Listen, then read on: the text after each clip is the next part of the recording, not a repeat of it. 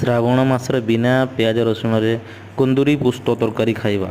देखंतु कि बढ़िया प्रोसेस रे रेडी करा होची, बहुत टेस्टी।